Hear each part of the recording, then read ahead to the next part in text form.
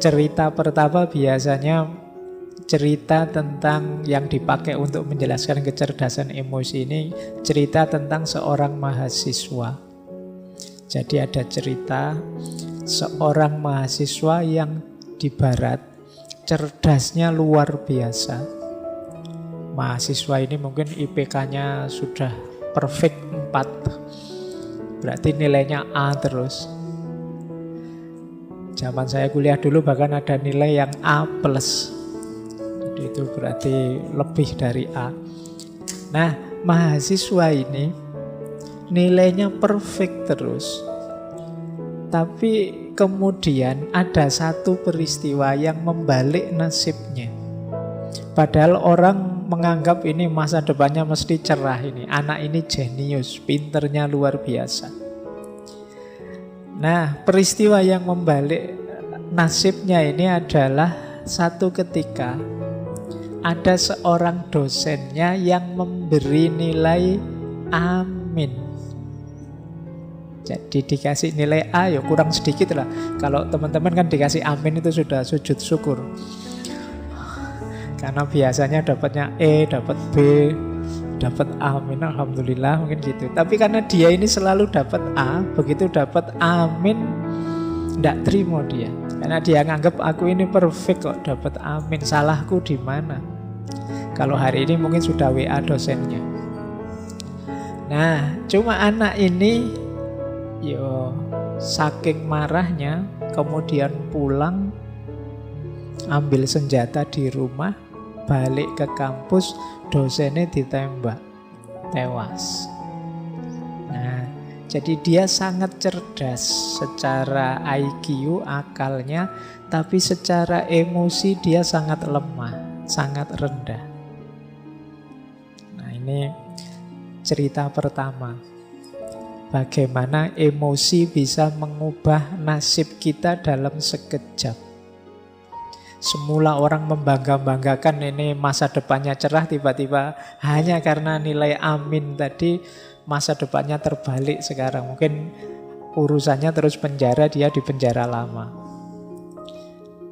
Cerita kedua.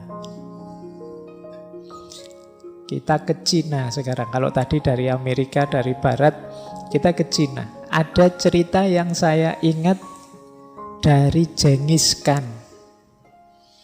Genghis Khan ini dulu pernah kita bahas ya secara khusus, orang hebat. Genghis Khan ini dikenal memelihara burung elang. Kemana-mana selalu diikuti oleh burung elang peliharaannya. Nah, satu ketika dalam perjalanan penaklukan, Genghis Khan ini kehausan. Akhirnya dia mencari sungai untuk minum air. Pas di pinggir sungai, dia melihat, wah ini ada sungai jernih ini. Terus dia mengambil wadahnya, terus ambil air untuk diminum. Tapi begitu air mau diminum, tiba-tiba elangnya ini menyambar dia, menyambar wadah itu sampai tumpah. Wah, marahnya Genghis Khan luar biasa. Ini gimana sih ya, elang sudah dilatih baik-baik, sekarang kok malah kayak gini, mabuk apa ya? Terus ya cuma sabar karena elang kesayangan kan, ya wis ndak apa-apa lah, mungkin dia lagi ndak sadar elangnya. Terus dia ngambil lagi. Sampai 3 kali begitu, elang itu nyamber terus. Jadi sampai air minumnya tumpah terus. Saking jengkel ya, akhirnya wah ini ndak bisa dibiarkan, ini melecehkan seorang Genghis Khan. Jadi akhirnya yang keempat dia ambil air sambil ancang-ancang pegang pedangnya. Begitu benar dia ngambil air, elangnya menyambar, disikat elang itu dengan pedangnya, mental, elangnya tewas, tempat airnya juga mental ke dalam air. Nah, begitu dia puas kan, rasain, mati kamu, wong elang aja kok berani-beraninya melawan aku. Begitu dia ngambil tempat minum tadi yang jatuh ke dalam air, dia melihat ternyata di dalam air ada bangkai ular. Yang bangkai ular ini beracun. Nah, Dia baru sadar ternyata elang tadi ingin menyelamatkannya, bukan ingin mengganggunya. Kalau dia minum air dari tempat tadi bisa keracunan. Jadi ini pelajaran kedua. Bagaimana emosi sering membuat kita salah dalam memutuskan. Ya kayak Genghis Khan tadi. Ada lagi cerita ketiga.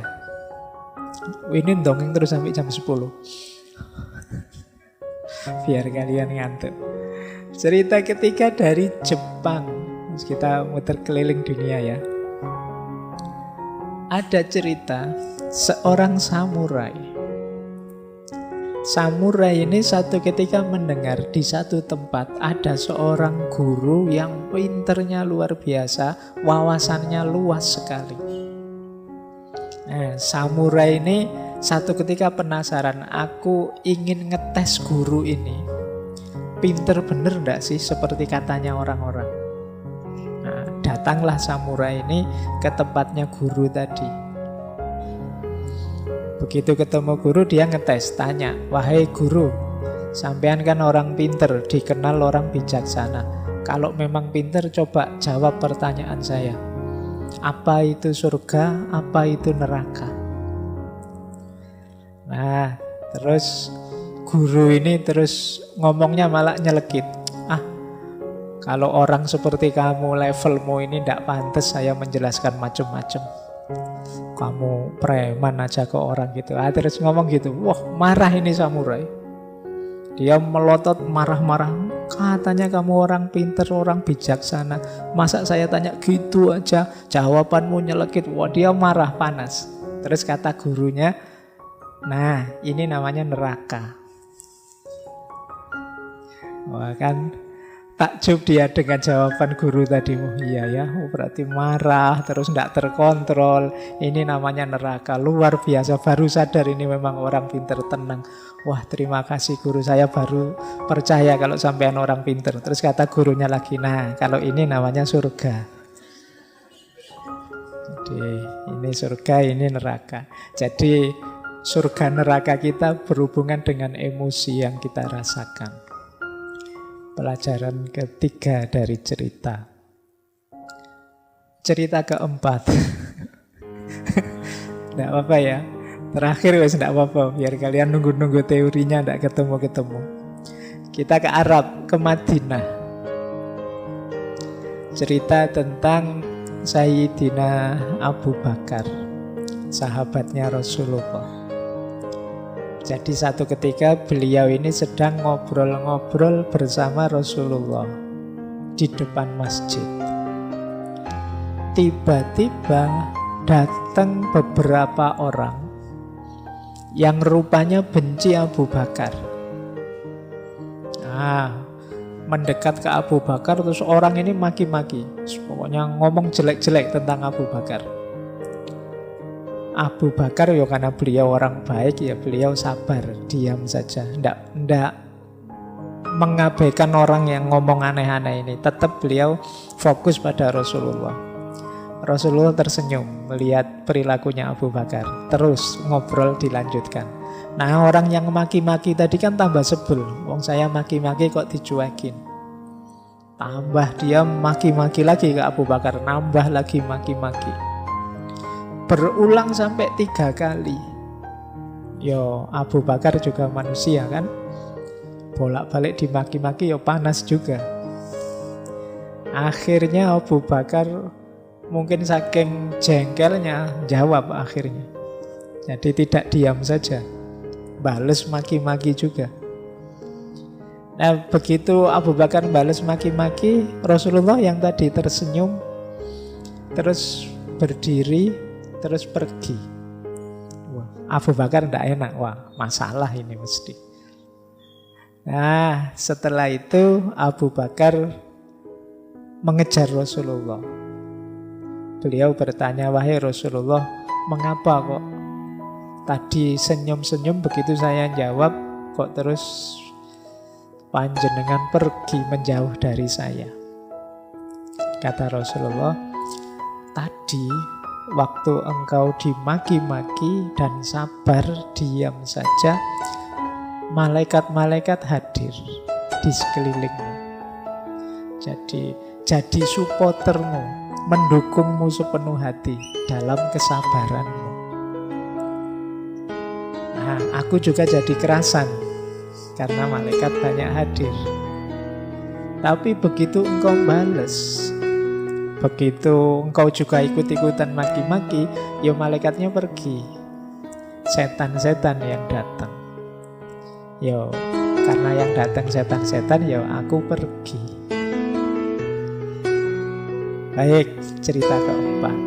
Jadi kelihatan ya, paling tidak dari cerita-cerita tadi bahwa emosi itu penting. Dia bisa membalik nasib kita. Dia bisa menentukan keputusan kita. Seperti cerita Genghis Khan tadi. Dia bisa jadi surga atau neraka kita seperti cerita samurai tadi. Dia bisa menghadirkan malaikat atau menghadirkan setan. Nah, itu ceritanya. Sekarang kita masuk ke teorinya. Emotional quotient, kecerdasan emosi. Apa sih kecerdasan emosi itu? Jadi orang yang cerdas secara emosi adalah orang yang mampu dan kuasa untuk mengenali dan memahami emosinya. Ini yang pertama. Jadi paham emosinya. Jangan dikira ini mudah loh. Banyak orang yang tidak mengenali emosinya. Banyak orang yang marah tapi tidak tahu kalau dia marah atau tidak sadar kalau dia marah. Mas, mbok jangan marah gitu. Siapa yang marah? Itu kan namanya tidak sadar kalau dia marah. Jadi orang yang cerdas emosi itu bisa menjelaskan dirinya. Dia paham dirinya. Ini saya sedang marah ini. Saya sedang gembira ini. Saya sedang sedih ini. Kan banyak orang yang menyangkal emosinya sendiri. Wah, kamu jatuh cinta ya? Enggak, katanya siapa. Tapi tiap hari stalking, lihat Facebooknya, lihat. Jadi paham emosinya dan bisa menggunakannya secara pas. Baik untuk membereskan dirinya maupun saat berhubungan dengan orang lain. Ini namanya cerdas secara emosi. Yo, diri sendiri dan yang lain. Karena nanti ada kalanya orang itu bagus untuk dirinya sendiri, tidak bagus untuk orang lain. Atau sebaliknya, bagus untuk orang lain, tidak bagus untuk dirinya sendiri. Kalau dalam etika filsafat itu orang yang bagus untuk dirinya sendiri tapi buruk untuk yang lain, namanya orang egois. Ada orang yang mengorbankan dirinya untuk orang lain, berarti kan bagus untuk orang lain tapi jelek untuk dirinya, namanya orang altruis. Jadi, orang cerdas emosi itu imbang. Ya baik buat dirinya, baik juga buat orang lain, dan dia paham tentang emosi-emosi yang ada dalam dirinya. Itu ada datanya kalau teman-teman mahasiswa ingin mendalami. Istilah ini pertama kali digunakan oleh Peter Salovey dan John Mayer. Tapi yang paling mempopulerkan istilah ini ya Daniel Goleman. Teman-teman insya Allah yang mahasiswa pasti pernah dengar nama ini dengan bukunya Emotional Intelligence. Why it can matter more than IQ. Terjemahannya dalam bahasa Indonesia sudah ada. Bajakan bukunya juga ada. Ya, sekarang buku baru itu sedih penerbitnya, bajakannya lebih cepat daripada sini masih belum jadi yang dijual bajakan itu sudah ramai. Yang penerbitnya belum laku satu pun malah Yang bajak sudah ratusan eksemplar. Nah, tempatnya di mana kecerdasan emosi kalau pakai teori neuroscience posisi otak? Otak kita itu kan ada 3 bagian. Ada bagian luar, ada bagian dalam, ada bagian bawah.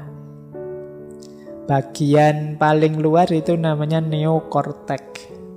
Di situ tempatnya mikir, merenung, refleksi. Jadi IQ, reason, itu ada di neokortek. Nanti bagian dalam ada limbic system. Di situ emosi-emosi. Ada yang paling bawah namanya reptilian complex atau akal reptil. Kalau ini insting. Insting untuk bertahan hidup, insting untuk mencari selamat, insting untuk berketurunan dan lain sebagainya. Itu yang paling bawah, mungkin daerah dekat leher sini. Ada yang lebih dalam untuk emosi-emosi namanya limbic system. Yang paling luas, paling besar itu neokortek. Nah, kecerdasan emosi itu ya ketika aspek reason ketemu dengan aspek emosi. Jadi kecerdasan emosional itu mudahnya bagaimana kita mengelola emosi kita secara rasional. Jadi dia adalah persilangan antara reason dan emotion. Jadi berarti ya reasonnya juga dipakai dalam rangka mengendalikan emosi. Makanya ada yang bilang kecerdasan emosi itu dari subconscious menuju conscious. Dari bawah sadar menuju sadar.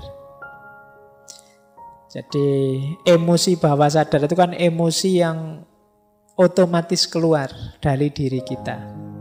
Ini kalau tidak dikendalikan oleh reason, oleh unsur neokortek tadi, ya kadang-kadang meleset tadi. Seperti Genghis Khan tadi, dia karena tidak mikir dulu ini kenapa sih elang ini yang biasanya patuh, biasanya jadi pembantu kok malah ngerusak, ada unsur apa? Yang dia mendahulukan subconsciousnya, dorongan dalam diri, dorongan kemarahannya, ya akhirnya menemukan kemalangan karena dia tidak berpikir panjang. Jadi kecerdasan emosi itu bagaimana dorongan bawah sadar kita kendalikan secara sadar. Emosi-emosi yang muncul dalam diri kita, kita kelola secara pas, secara sadar. Inilah kecerdasan emosi. Ini untuk yang ini silahkan nanti yang ingin belajar neuroscience tentang konstruksi akal kita. Baik, saya lanjutkan. Tidak berlama-lama di situ nanti teman-teman puyeng. Kita masuk ke sini ya. Bedanya apa sih IQ sama EQ? Kalau teman-teman tes-tes di mana-mana kan biasanya ada TPA, itu kan kebanyakan menguji IQ kita. Kalau IQ ya titik beratnya pada logika, analisis, dan relatif permanen. Jadi tingkat kecerdasan kalau aspek IQ ini relatif, makanya ketika diukur bisa, oh IQ-nya sekian, IQ-nya sekian, itu bisa karena relatif permanen. Nah, beda dengan emotional quotient. Beda dengan kecerdasan emosi. Kalau kecerdasan emosi ini tidak paket, tidak harga mati. Dia bisa dipelajari, bisa dikembangkan. Jadi, Pak, saya emosinya sudah terlanjur pemarah ya Pak. Ya sudah, berarti saya sudah kayak gini. Tidak ada paket jadi kalau emosi. Dia bisa dibiasakan. Saya orangnya memang cengenges-cengenges gini oh Pak, ya sudah paket dari sana misalnya. Nggak ada paket kalau emosi. Kalian bisa jadi orang pemarah, bisa jadi orang penyabar kalau mau. Ya kalau ndak mau ya terkecuali, tapi kalau mau pasti bisa. Pak, saya itu ndak telaten yang gitu-gitu. Kalau mau pasti bisa. Telaten itu bisa dilatih. Jadi kalau urusan emosi bisa kita kendalikan, dan jangan khawatir kalau katanya Goleman malah bisa lebih 80% kesuksesan hidup itu ditentukan oleh emotional quotient, kecerdasan emosi. IQ hanya sekitar 4%. Nah, jadi ini bedanya IQ dan EQ. Emosi dianggap jauh lebih penting, meskipun di situ saya tulis 40%, karena dari banyak buku itu macam-macam. Yang sangat senang yang menyebutnya 80 ke atas, tapi ada yang 40, ada yang 60, ya kita ambil 40 lah ya. Tapi itu kan sudah besar.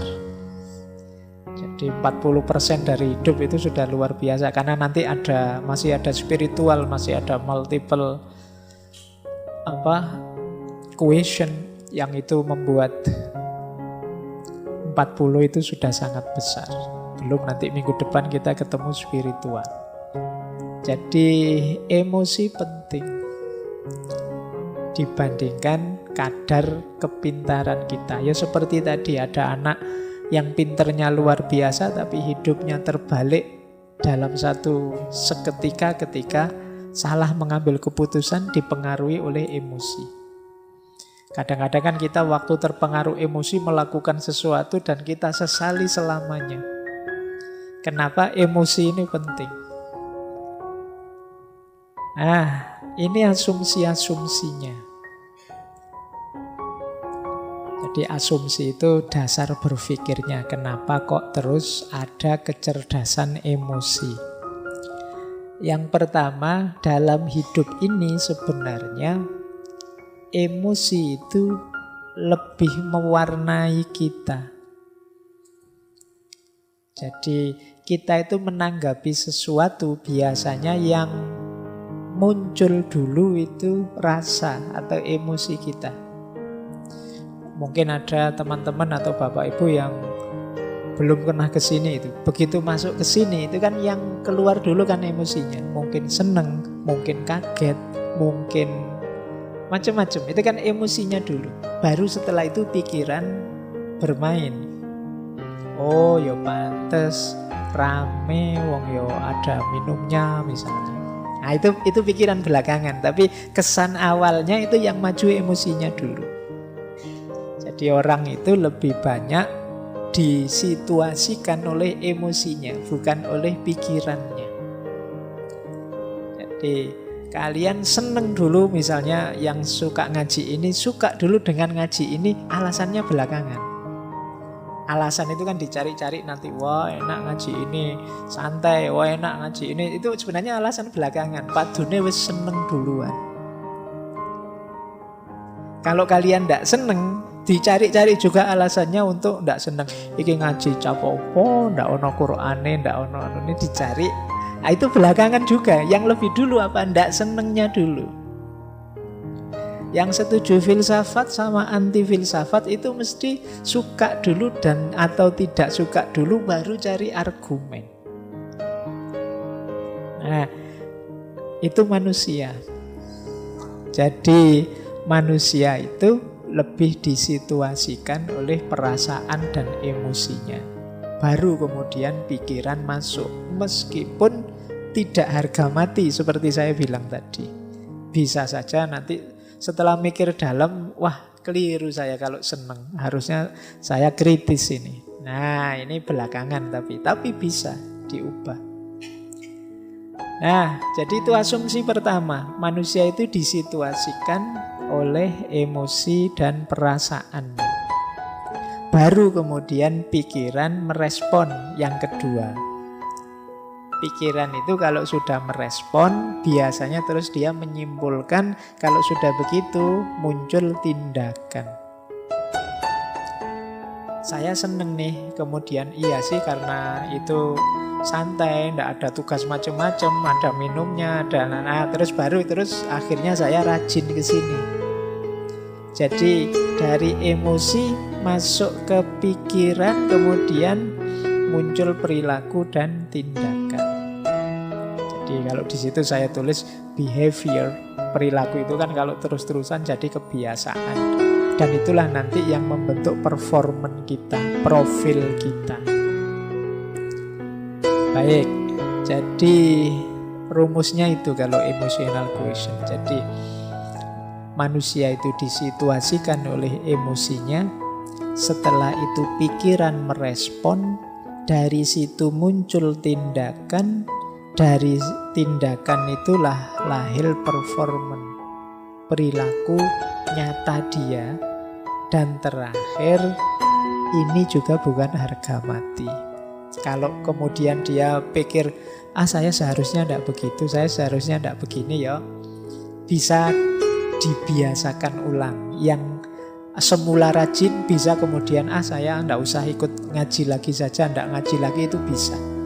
Tidak ada harga mati kalau manusia, dimensi batinnya. Baik, jadi ini asumsi-asumsinya. Nah, saya lanjut. Ini ciri-cirinya, ini umum saja ya. Semoga tidak ada yang tersinggung. Jadi ada yang emosinya rendah, kecerdasan emosi rendah, dan ada yang kecerdasan emosinya tinggi. Orang yang kecerdasan emosinya rendah, antara lain, ini saya tidak bilang semua, cirinya adalah yang pertama, cenderung mencari kesalahan pada orang lain. Kalau dia merasa tidak nyaman secara emosi, selalu mencari kambing hitam. Siapa ya yang membuat aku gelisah? Siapa yang membuat aku ruwet kayak gini? Selalu mencari keluar. Nah, ini ciri-ciri emosinya rendah. Paling tidak dia membiarkan dirinya disulitkan, direpotkan, digelisahkan oleh orang lain. Berarti dia tidak mampu mengontrol dirinya. Seperti kemarin-kemarin kan sering kita bilang bahwa kamu itu sakit hati atau tidak tergantung dirimu, tidak tergantung orang lain. Kalau ada orang lain kok bisa membuatmu segelisah itu, ya salahmu sendiri, kamu mau digelisahkan oleh dia. Nah, jadi cenderung menyalahkan orang lain. Yang kedua, tidak mampu mengungkapkan perasaan. Seneng tapi tidak berani mengungkapkan bahwa aku suka. Benci tapi takut mau bilang aku tidak suka. Nah, ini daya kontrol emosi kita tidak bagus. Tidak cerdas mengungkapkan apa yang kita rasakan. Pak, saya tidak nyaman loh Pak ngaji kayak gini nih, tapi saya tidak berani ngomong lah. Nanti kalau saya ngomong diketawain orang semasjid ini misalnya. Nah, itu ada sering kita itu dilanda kendala untuk mengungkapkan apa yang kita rasakan. Ya kita sulit milih ekspresi yang pas, diksi yang sesuai, yang tidak menyakiti orang seperti apa. Itu kita sulit milih. Ini berarti kemungkinan memang daya kecerdasan emosi kita perlu ditingkatkan lagi. Yang ketiga, suka menyerang, menginterupsi, mengkritik, memberi cap orang lain. Agresif ke orang lain. Nah, ini ciri-ciri kecerdasan emosinya kurang tinggi. Saya mau bilang rendah kok sungkan. Jadi ya, jangan suka nyerang orang lain. Ini alamat apa? Dia kesulitan untuk berempati atau memahami atau mengerti perspektif yang diambil orang lain. Jadi dia hanya merasa satu-satunya yang benar ya versiku. Akhirnya yang lain dianggap salah semua, dikritiki, diserang terus yang lain. Nah, ini kemampuan kelola emosinya rendah. Yang keempat, suka memberi analisis rasional berlebihan menanggapi ungkapan perasaan orang lain. Nah, ada enggak teman-teman yang punya teman ketika kita sedikit curhat padanya, kita curhat 3 detik, dia nasihatnya setengah jam. Ya. Aku itu loh kok perasaanku enggak nyaman ya. Wah, terus kita nasihati, ya hidup itu memang begitu, ada teori ini ada. Iya. Jadi itu sebenarnya ya termasuk ciri-ciri belum mateng emosinya. Masih ingin mendominasi, masih ingin menguasai, masih ingin orang lain harus ikut dia. Nah, terlalu banyak ingin ngontrol. Berarti dia ingin memposisikan diri lebih tinggi dari temannya, dari sahabatnya. Nah, termasuk ciri emosi yang rendah adalah sering bohong tentang perasaannya atau emotional dishonesty. Ini sama seperti tadi, kalau tadi tidak mampu mengungkapkan, kalau ini bohong. Mungkin demi citra, mungkin demi orang lain senang, mungkin demi macam-macam, tapi intinya dia bohong. Padahal itu merugikan dirinya, bisa juga merugikan orang lain. Karena orang lain jadi sulit memposisikan diri di hadapan kita. Suka enggak kamu kalau saya gayanya begini? Sebenarnya enggak suka, tapi bilang, wah suka sekali saya Pak. Meskipun nanti kalau saya enggak ada, diam-diam, itu loh Pak Faiz ngomong opo sejak tadi misalnya. Nah, ini namanya emotional dishonesty. Jadi ketidakjujuran emosional. Ini kalau orang-orang dekat kita, kalau kita tahu mereka tidak jujur kan menyakitkan. Jadi tidak hanya merugikan diri sendiri, tapi merugikan orang lain juga. Karena kita jadi sulit memposisikan diri di hadapan dia, wong dia tidak jujur. Jadi seneng tapi bilangnya benci, benci tapi bilangnya seneng, itu kan merepotkan. Jadi ya mbok kalau seneng bilang saja seneng, meskipun saya seneng sih, tapi ya kamu ndak usah terbebani lah, wong cuma saya saja kok, kan ndak masalah. Yang penting kamu jujur. Nah, biasanya juga orang yang emotional quotient-nya rendah itu adalah pendengar yang jelek. Ndak betah dia mendengarkan, suka interupsi, suka debat. Tidak mampu menunggu orang sampai tuntas bicara. Di tengah jalan selalu menyela. Nah, ini kemampuan kontrol dirinya rendah. Mungkin kadang kalau debat itu kan sering saling nyamber itu. Mungkin dia khawatir kalau ini teman lawan bicaraku selesai ngomong, jangan-jangan sulit aku bantahnya. Akhirnya dicegati tengah jalan. Nah, ini pendengar yang jelek. Berarti debatnya memang nyari menang kalah, bukan mencari yang benar. Maka yuk latihan. Terus melebih-lebihkan atau mengecil-ngecilkan yang dirasakan.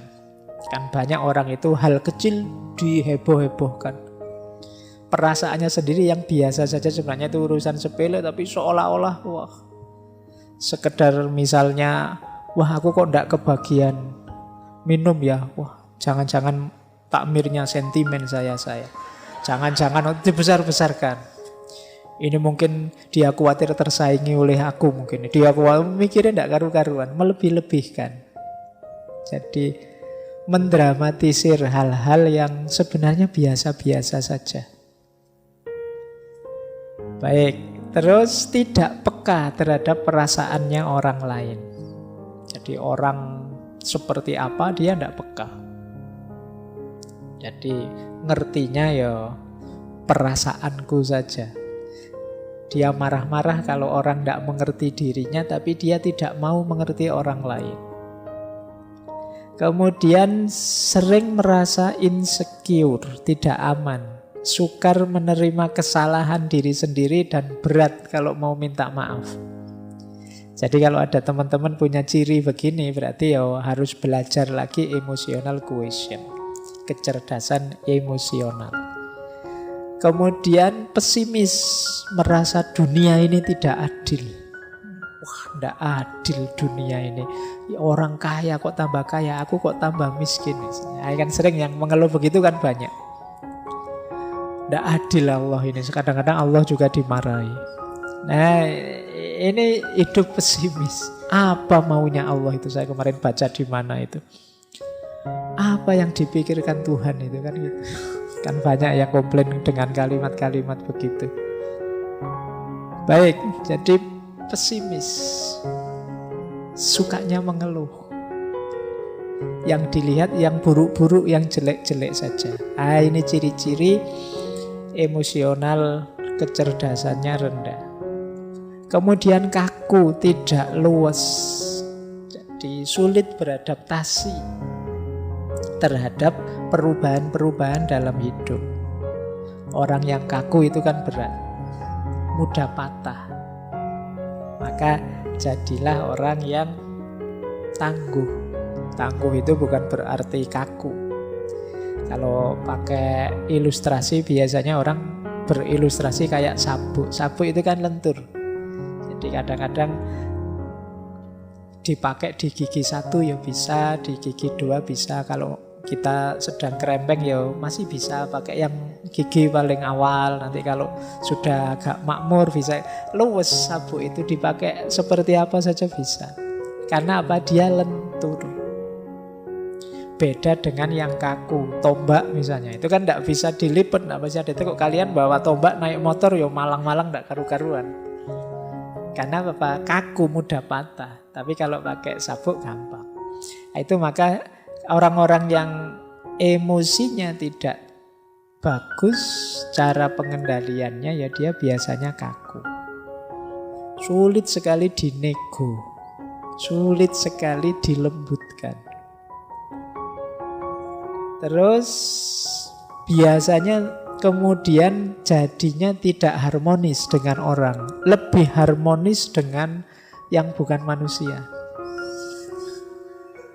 Iya, dengan koleksinya, dengan binatang kesayangannya. Sampai kemarin ada yang menikah sama kambing itu ya.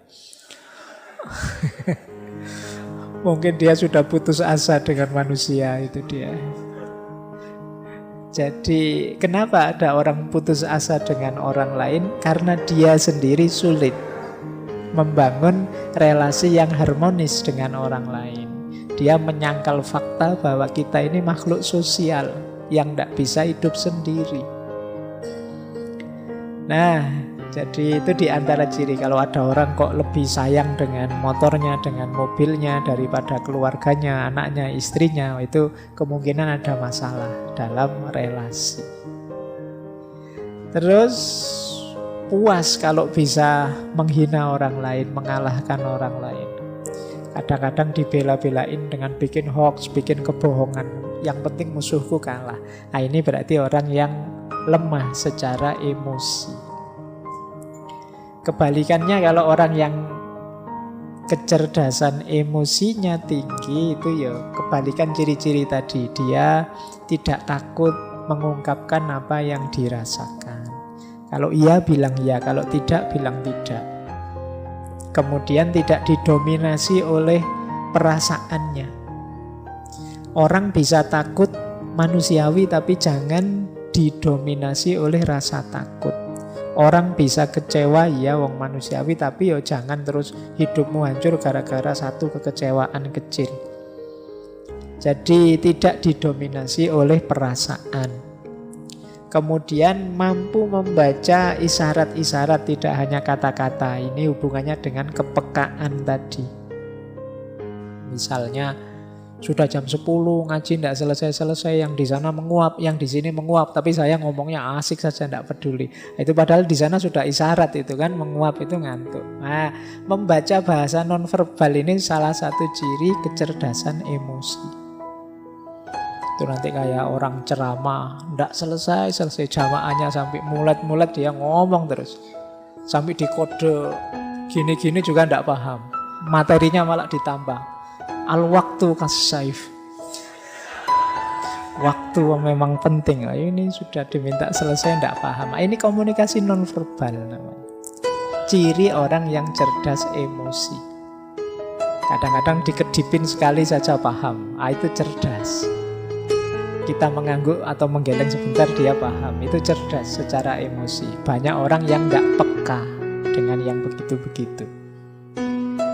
Nah, kemudian orang yang cerdas emosi itu melakukan segala sesuatu karena dirinya sendiri. Tidak tergantung atau mudah terpengaruh oleh segala yang di luar dirinya. Jadi dia bisa memotivasi dirinya. Hari ini kan banyak orang untuk motivasi saja mahal-mahal ngundang motivator. biar saya ndak males Pak. Oh ndak males saja kok males. Tinggal kamu ndak males kan selesai. Tapi kan kita menghabiskan biaya banyak untuk memotivasi diri kita. Loh, orang yang cerdas emosi itu mampu memotivasi dirinya. Kemudian kebalikannya orang yang rendah emosinya, dia optimis, orang yang cerdas emosi itu. Kemudian nyaman kalau membicarakan perasaannya, tidak malu-malu. Kemudian tidak kalah oleh emosinya seperti tadi.